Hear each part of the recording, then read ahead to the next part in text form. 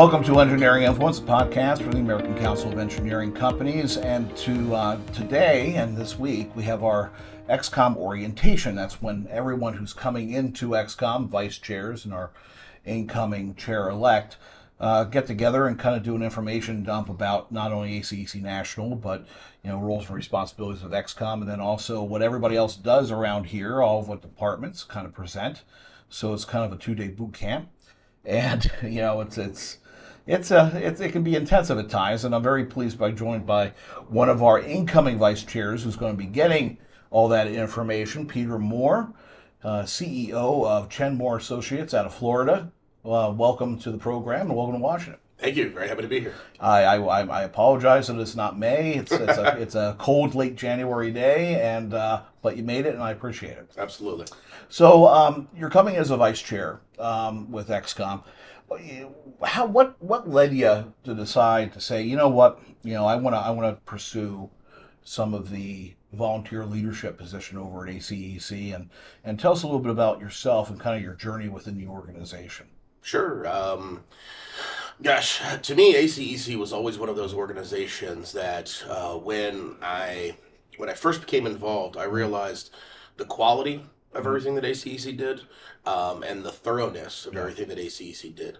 I first got involved at a state level in Florida, obviously, and I noticed a difference in the people, and I noticed a difference in their follow-through. I noticed a difference in the relationships that they had, and to me, ACEC was the premier engineering organization that I wanted to be a part of.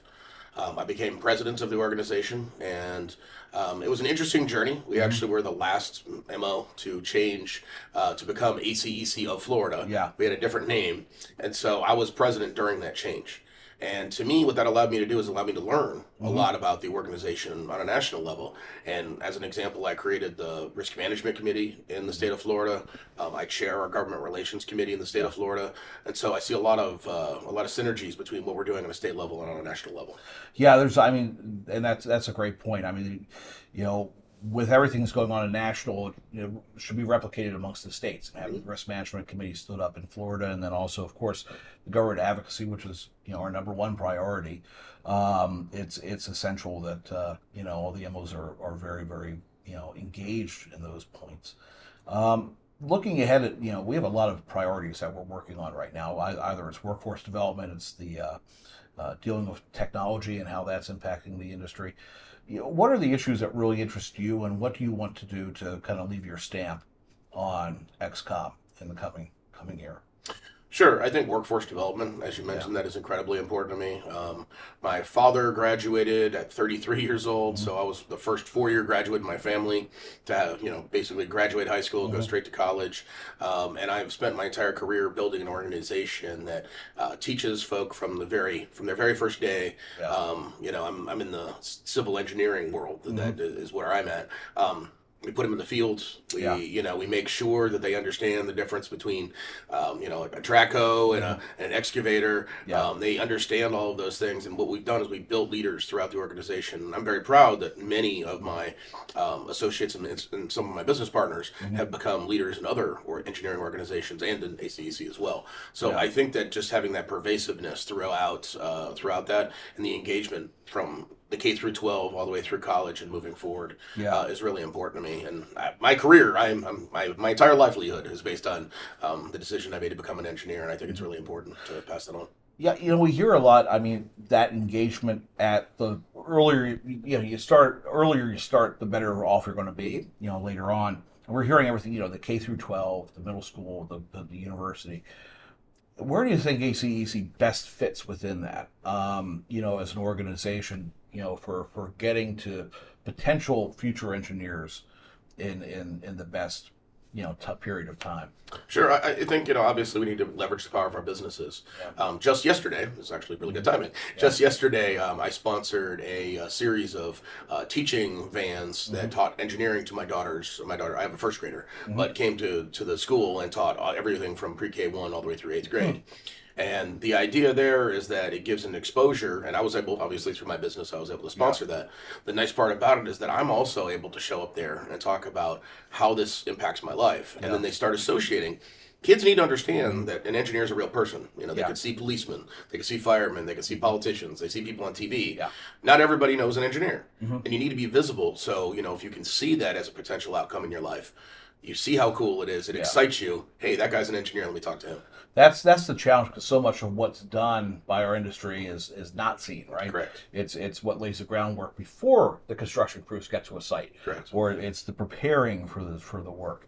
I think that's one of the big things that we're looking at our own workforce development program with the roadshow is how do we get engineers to those schools and say, to your point, this is I'm an engineer, this is what we do, and what we do actually translates to where you live, your community.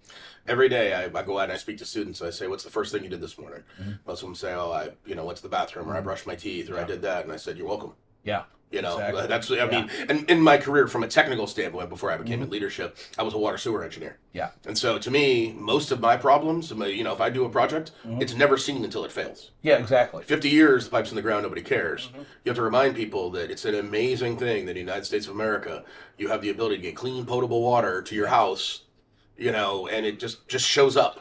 Well, it's a standard of living that we expect, right? And we come and you're right. I mean, infrastructure to a large extent, nobody pays attention to it until it doesn't work. Correct. You never care about the road until we hit a pothole. You never care about the water until you can't flush a toilet or get clean water out of it. Right. When I used to work on the Transportation Infrastructure Committee, our mantra was always, you can't have economic development without a flushing toilet. Absolutely. Right? And that's the first thing.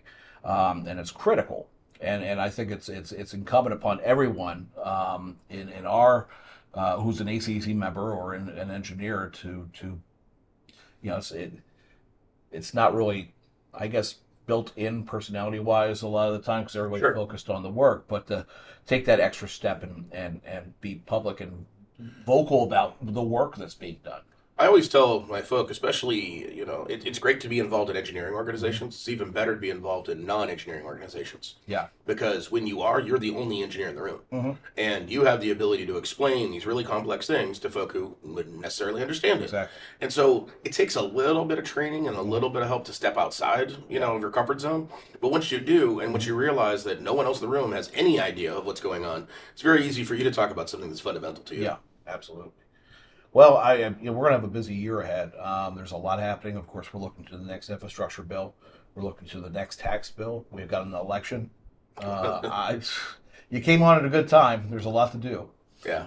So I look forward to working with you. And again, we have our spring convention coming up. Of course, that's when we're going to be making the change. Registration is going to be open on that pretty soon. So I strongly recommend everybody out there, check the website. We're going to be putting registration up pretty soon because you come down to our event in May in Washington D.C. You get to meet Peter, and get engaged as an ACEC member and make sure that you just keep on helping us get to the goal of advancing engineering and promoting the business of engineering in Washington. So, again, this has been Engineering Influence, a podcast from the American Council of Engineering Companies, and we will see you next time. Thank you.